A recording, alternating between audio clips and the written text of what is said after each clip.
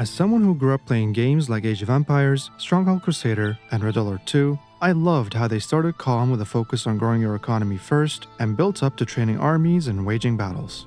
As a child, they were easy to pick up, even if you were just clicking and goofing around. All of the aforementioned were smaller in scale though, so when I wanted to play a strategy game with a grander setting, I had to look elsewhere. That's why I dabbled into games from the Total War, Crusader Kings, and Europa Universalis franchises, but I realized that I didn't like how complex the games were.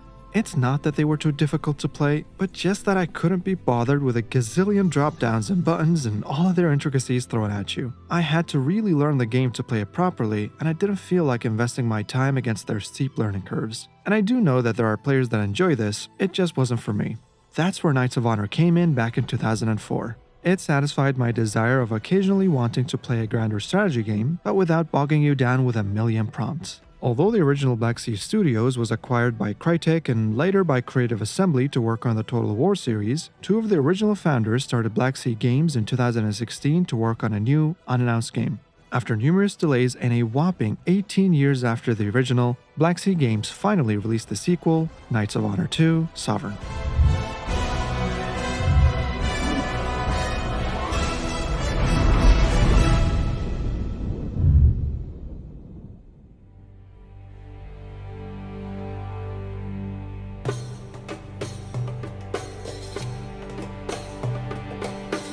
Knights of Honor 2 retains the same medieval setting and open world of Europe, North Africa, and Western Asia. You can begin the game by ruling one of the hundreds of kingdoms or even a single province in any of those kingdoms. You can even select one of the 3 starting periods, as kingdoms have risen and fallen within these centuries that you might want to play. There's basically no shortage of replayability here, as the plethora of varying starting settings will give you a different beginning each time. Based on what you select, you can win the game by either being voted by the most powerful kingdom leaders to rule them all, by a minor victory based on certain advantages you obtain, or by conquering literally every single province on the map. Once you do select your start, you're greeted with a gorgeous overview of the world. I'll give a quick summary overview of the game now, and bear with me as it won't take long. The game mainly revolves around provinces, which define the borders of kingdoms and generate the 6 distinct resources: gold, used for construction, military recruitment, and diplomacy; books, used to improve martials and undertake certain actions; religion, used for religious and social actions; commerce, used in trade-related activities; food, used for population growth and military upkeep; and kingdom levies, which are trained men ready to be recruited into military squads. Players can also engage in specific actions based on their chosen kingdom, such as joining a jihad or a crusade, becoming the caliph, or voting for the pope. Knights of Honor 2 retains its royal court mechanic from the original, as you have the ability to hire marshals, merchants, diplomats, scholars, and spies, each with their own roles and benefits. Marshals lead armies, merchants engage in trade, diplomats enhance relations and negotiate deals, scholars assist in adopting provinces and changing religions, and spies handle espionage. You can technically use your king or princes in any of those roles directly, but that comes with risks, of course. The map view allows you to interact with other kingdoms, such as engaging in trade deals, non-aggression pacts, alliances, arranging marriages, and more. Your king's sons can be chosen as successors, each with their unique skills randomly generated, with the absence of a male heir results in a random marshal taking the throne. Construction is also crucial, with many different kinds of structures involving military, population, religion, farming, and others are available all across provinces. These buildings can also be further upgraded as well. Also, those small settlements you see around your province can be mosques, churches, farms, mines, castles, and villages that all provide different additional resources to that province. A cool mechanic is that these can be plundered and raided by the enemy, so you will have to defend them with your own army or suffer the consequences of dwindling morale, and obviously a temporary halt of the resource gathering until it heals itself with time. And that's it. That's Knights of Honor 2 in a nutshell. Obviously, there's a lot more depth to this game than what I've covered, but knowing these basics is truly enough for you to jump into the game and begin enjoying it. This is the accessibility that I was referring to in the intro, as not many games of this scale can boast such a low barrier to entry. Okay, since we've covered the basics, let's take a step back and assess the game.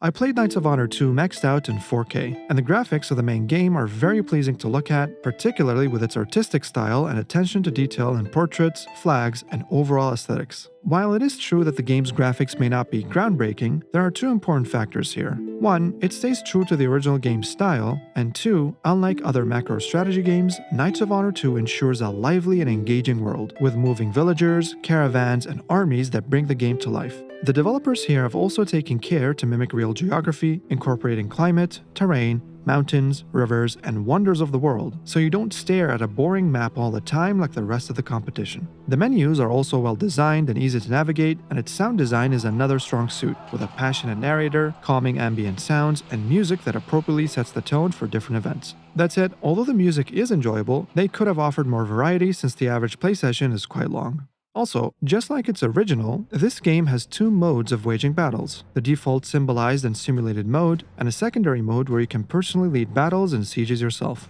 The first one is great, as you can see a nice summary of the relative strength of the armies and which side the battle is swinging. Most of your battles will play out in this mode as you decide to keep fighting or retreat based on the simulation. The second mode loads if you choose to lead the battles or sieges yourself instead of letting them simulate. In the original Knights of Honor, I actually did enjoy the very occasional leadership of battles, especially if it was a larger, important battle or the siege of an important province like Constantinople. The game's forte was never about managing your armies in battle like Total War, but it was still a nice addition to hop into the battle every now and then. The scale of the buildings and the units were sized realistically, the sound design was excellent, and the cavalry charges were satisfying for a game from 2004. Knights of Honor 2's combat mode, on the other hand, it's disappointing. Dare I say, even worse in some aspects compared to its original from 2 decades ago. Apart from performance issues on even the highest-end gaming PCs, the AI is super predictable and just goes for capture points. The graphics look very dated, almost like they were an upscale from the awful 3D era of the 2000s. Sound design is worse than its predecessor, with many missing or flat sound effects. Army control feels janky, some animations are straight up comical, like soldiers float up like weightless balloons when they take on a charge, and the list goes on.